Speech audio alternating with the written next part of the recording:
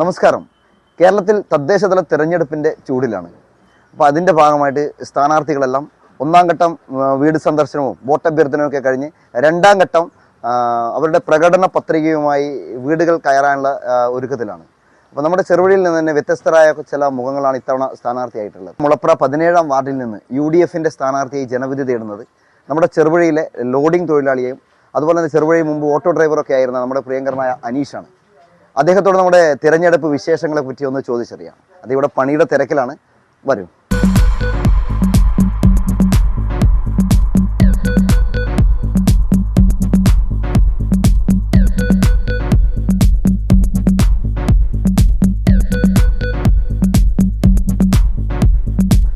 നമസ്കാരം. അതിനിടയിലാണ്.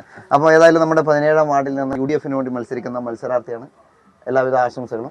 അപ്പം ഇപ്പൊ എങ്ങനെയാണ് നിങ്ങളെ ഈ പ്രവർത്തനം? എങ്ങനെയാണ് ഈ ഇലക്ഷന്റെ വർക്കിനിടയിൽ ജോലി നടക്കുന്നുണ്ടല്ലോ? ഞാൻ ഒരാഴ്ച കൂടുതൽ ലീവായിരുന്നു. പിന്നെ ഒന്നാം ഘട്ടം പൂർത്തിയാക്കി. പിന്നെ കഴിഞ്ഞ 2 ദിവസമായിട്ട് ഇങ്ങനെ ഇടയ്ക്ക് കാണാതെ പോയത് ഒക്കെ വീടുകളുണ്ടായിരുന്നു. അതൊക്കെ കഴിഞ്ഞ ദിവസങ്ങളിൽ പോയി കയറി. ഇനിയിപ്പം ഈ പറഞ്ഞ പോലെ പിന്നെ നമ്മുടെ സ്ഥാനാർത്ഥി അഭ്യർത്ഥനയുണ്ട്, UDFന്റെ പ്രകടന പത്രികയുണ്ട്, പിന്നെ നമ്മുടെ ലിസ്റ്റ് ഉണ്ട്. അതുമായിട്ട് ഇനി രണ്ടാം ഘട്ടം തിങ്കളാഴ്ച അല്ലെങ്കിൽ ചൊവ്വാഴ്ച തൊട്ട്, തിങ്കളാഴ്ച തൊട്ട് പിന്നെ ഇറങ്ങുകയാണ് പ്രവർത്തനം. അപ്പൊ എങ്ങനെയാണ് ജനങ്ങളുടെ പ്രതികരണം? എങ്ങനെയാണ് ഇലക്ഷൻ? ഞാൻ പറഞ്ഞ പോലെ വർഷങ്ങളായിട്ട് പിന്നെ അൽസ്വാർ കൺവീനർ അതുപോലെ വാർഡ് കൺവീനറായിട്ടൊക്കെ പ്രവർത്തിക്കുന്നതാണ്. അതുപോലെ നമ്മുടെ പഴയ മെമ്പർ മോളിച്ചേച്ചി ഉള്ളപ്പം തൊട്ട് ഞാൻ വാർഡിൽ സജീവമായിട്ട് പ്രവർത്തിക്കുന്നതാണ്. അത്തരം ആൾക്കാർക്ക് നമ്മൾ അറിയുന്ന ഒരു മുഖം തന്നെയാണ് പല വീട്ടിലും. തീർച്ചയായും അന്വേഷണം അറിയാത്ത വർഷങ്ങളായിട്ട് ഡ്രൈവറായിരുന്നു. അങ്ങനെ അറിയാത്തൊരു വളരെ ചുരുക്കമാണ്. പിന്നെ ഇപ്പൊ ഈ സോഷ്യൽ മീഡിയ ആണ് ഏറ്റവും ഇന്നലെ കണ്ടായിരുന്നു, അല്ലെങ്കിൽ ഇന്നലെ ഫോണിൽ കണ്ടായിരുന്നു, ഇന്നലെ വാട്സപ്പിൽ കണ്ടായിരുന്നു എന്ന് പറയുന്ന വാർഡ് കൺവീനർ ആയ സ്ഥിതിക്ക് ആ വാർഡിലെ മൊത്തത്തിൽ ഏകദേശം എല്ലാവരും അറിയുന്നതാണ്. പിന്നെ നമ്മൾ ഈ പറഞ്ഞ എല്ലാ കാര്യത്തിനും 1 മാസം അല്ലെ 2 മാസം കൂടുമ്പോൾ അല്ലെങ്കിൽ 3 മാസം കൂടുമ്പോൾ ഏകദേശം എല്ലാ മൂലയ്ക്കും എത്തുന്നൊരു ഇതാണ്. അതുകൊണ്ട് പിന്നെ ആൾക്കാർക്കെല്ലാം അറിയുന്നൊരു ഇതാണ്. അപ്പൊ ഇപ്പൊ ഇത്തവണ ഏതായാലും കോൺഗ്രസിന്റെ ആയാലും CPM-ന്റേതൊക്കെ ആയാലും യുവാക്കളെ കുറെ ആളെ നമ്മുടെ സ്ഥാനാർത്ഥിത്വത്തിലേക്ക് ആക്കിയിട്ടുണ്ട് അല്ലേ? അപ്പൊ ഈ യുവാക്കളെ ആക്കിയതിനെ പറ്റി എങ്ങനെ അഭിപ്രായം? സ്ഥാനാർത്ഥിത്വത്തിലേക്ക് എത്തിയത് എങ്ങനെയാണ്? അതെ, ഞാൻ പിന്നെ അത് ഏറ്റവും കൂടുതൽ ഞങ്ങളുടെ വാർഡിലെ സത്യത്തിൽ സ്ഥാനാർത്ഥി എൻ്റെ പേരിലല്ലായിരുന്നു. സ്ഥാനാർത്ഥി നമ്മുടെ തുണ്ടിയിലെ കുട്ടിഞ്ചേട്ടനെയാണ് അവിടെയുള്ള ജനങ്ങളെല്ലാം പറഞ്ഞുകൊണ്ടിരുന്നത്.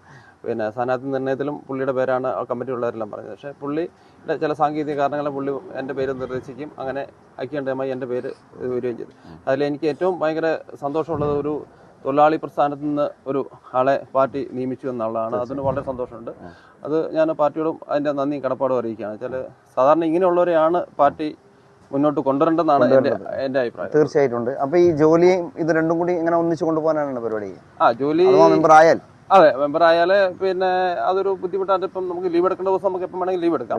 നമുക്ക് വാർഡിൽ ഒരു ആവശ്യം ഉണ്ടെങ്കിൽ ലീവ് എടുത്തിട്ട് തന്നെ ഉള്ളത് കൊണ്ട് അങ്ങനെ ഒരു ഗുണവും കൂടെ ഉണ്ട്. ചില നമ്മുടെ ചെറു പഞ്ചായത്ത് ചെറു ആസ്ഥാനം ആയതുകൊണ്ട് നമുക്ക് ആൾക്കാർക്ക് അത് ഈ പറഞ്ഞ പോലെ ഞാൻ കൺവീനർ ആയിരുന്നപ്പോഴും പല ആൾക്കാരും നമ്മുടെ അടുത്ത് വന്ന് വന്നിട്ടായിരുന്നു നമ്മളെ കാണുന്നത്. പക്ഷെ അത് കുഴപ്പമില്ല. ഞാൻ മെമ്പർ ആയി കഴിഞ്ഞാൽ ലീവ് എടുക്കാൻ ഞാൻ തയ്യാറാണ്. ലീവ് എടുത്ത് അവരുടെ ആവശ്യങ്ങൾക്ക് വേണ്ടി ഞാൻ. അനീഷിന്റെ വീട്ടില് പപ്പയുണ്ട്, അമ്മയുണ്ട്, വൈഫുണ്ട്, ഒരു കുഞ്ഞുണ്ട്. എല്ലാവരും നല്ല ഹാപ്പി സന്തോഷം. അത് ഈ പറഞ്ഞ പോലെ പിന്നെ ഒരു പ്രതീക്ഷിക്കാത്ത ഒരു ഇതാണ്. വെച്ചാല് ആരും പ്രതീക്ഷിച്ചില്ല ഞാൻ സ്ഥാനാർത്ഥി ആകുമെന്ന് പ്രതീക്ഷിക്കാത്ത ഒരു സമയത്താണ് ഞാൻ സ്ഥാനാർത്ഥി. അതുകൊണ്ട് എല്ലാവർക്കും നല്ലൊരു സന്തോഷം. ചെറുപുഴ പഞ്ചായത്തിന്റെ രൂപീകരണ സമയം തൊട്ട് 17-ാം വാർഡ് UDF ആണ്. അതെ. അപ്പം ഇത്തവണ എങ്ങനെയാണ് വിജയ സാധ്യത?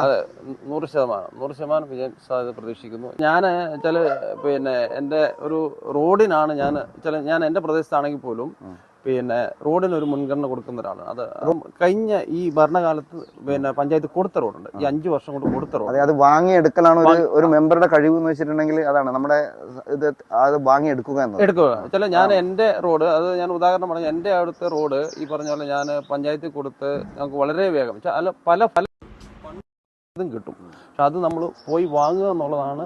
അത് പിന്നെ അവിടുത്തെ ആൾക്കാരുടെ സഹകരണം, നാട്ടുകാർ സഹകരിച്ചാല് ഏത് കാര്യം അന്വേഷണം കൊണ്ട് എല്ലാം ചെയ്യാൻ പറ്റുമെന്ന് നമുക്കൊരു പൂർണ്ണ വിശ്വാസമുണ്ട്. അപ്പൊ എല്ലാവിധ വിജയാശംസകളും. അപ്പൊ കാണാൻ ചെറുപുഴയുടെ ഹൃദയഭാഗത്ത് 7 വർഷങ്ങളായി പ്രവർത്തിച്ചു വരുന്ന സെഡ് മൊബൈൽ നവീകരിച്ച ഷോപ്പിന്റെ പ്രവർത്തനം ആരംഭിച്ചിരിക്കുകയാണ്. IPhone, Samsung, Redmi, Realme, OnePlus, IQ തുടങ്ങിയ ലോക പ്രശസ്ത ബ്രാൻഡുകളുടെ മൊബൈൽ ഫോണുകൾ ഏറ്റവും കുറഞ്ഞ വിലയിൽ വിലയിൽ EMI സൗകര്യത്തോടുകൂടി നിങ്ങളിലേക്ക് mobile accessories, second hand phone മുതലായവ ലഭ്യമാണ്. കാലത്തിന്റെ ആധുനികതയ്ക്കൊപ്പം ചെറുപുഴയെ നയിക്കുന്ന Z മൊബൈൽ, അമ്പലം റോഡ്, ചെറുപുഴ. ഫോൺ 920777 5777.